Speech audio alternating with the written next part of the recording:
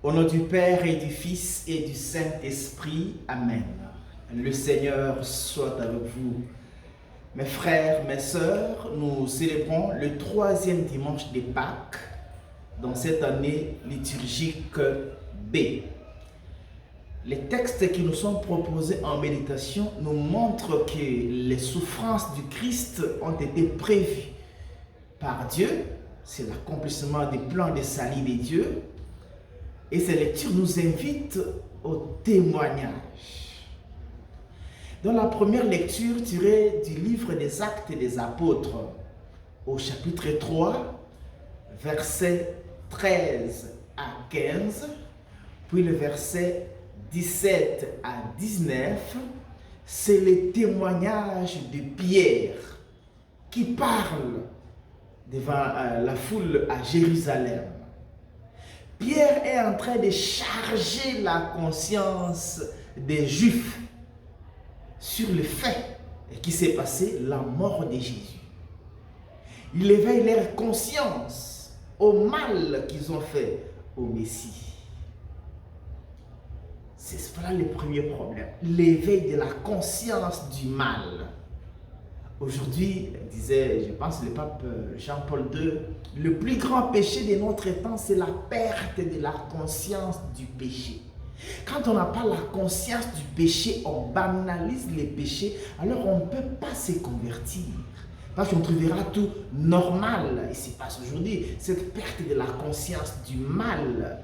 On a toujours tendance à se justifier, à justifier le mal, à justifier le péché. Il faut apprendre aussi à dire je, à reconnaître sa culpabilité. C'est à cela que Pierre invite les Jérusalémites, les Juifs qui sont à Jérusalem. Après, il leur dit de se convertir, se tourner vers Dieu. On peut se tourner vers Dieu comme se détournant du monde. Il leur avait déjà dit, détournez-vous de cette génération mauvaise. Se convertir, se détourner de la génération mauvaise pour avoir le salut. Que le Seigneur éveille en nous la conscience du péché et que nous donne la force de nous détourner de ce monde, de tourner de la génération, de cette génération mauvaise pour avoir le salut. Et dans la deuxième lecture tirée de la première lettre de Saint Jean, au chapitre 2, versets 1 à 5a, Jean nous invite à savoir respecter les commandements de Jésus. D'abord, il nous montre qu'il est là pour demander pour nous le pardon de péché. Notre intercesseur auprès du Père, c'est grâce à lui que nous avons le pardon des péchés. Si nous péchons, nous avons un intercesseur. Mais cela ne veut pas dire que nous devons maintenant commencer à pécher parce que nous avons un intercesseur qui commence à pécher expressement, sans savoir que les péchés restent des péchés. Mais s'attacher d'abord à Jésus, observer ses commandements. Quand tu observes ses commandements, alors il peut intercéder pour toi auprès du Père. Que le Seigneur nous aide à savoir adhérer au Christ en écoutant ses commandements. Pas seulement en parole, comme Jean l'a dit. Celui qui dit qu'il les connaît, alors qu'il n'observe pas ses commandements, c'est un menteur.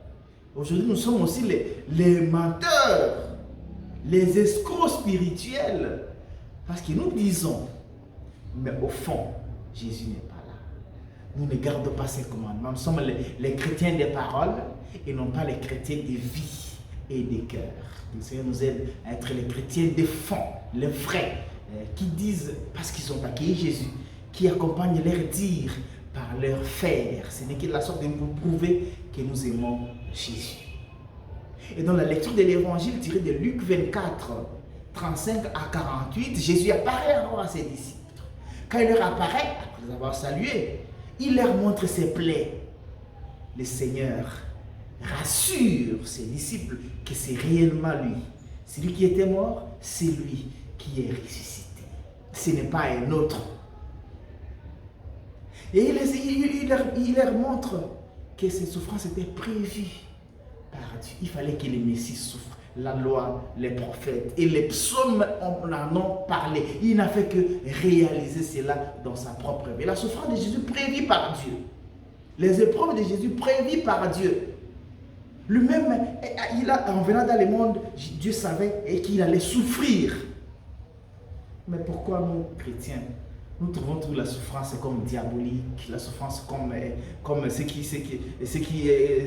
Dieu n'était pas au courant de ce que nous subissons. Non, toute souffrance n'est pas diabolique. Toutes les souffrances peuvent aussi être les chemins par lesquels Dieu te fait passer pour manifester sa gloire. Et donc, à nous de savoir acquérir toutes les difficultés, les souffrances qui nous arrivent comme volonté de Dieu. Parce que Dieu n'est pas aveugle, Dieu n'est pas sourd. Dieu voit, Dieu sait, Dieu connaît ce qui nous arrive.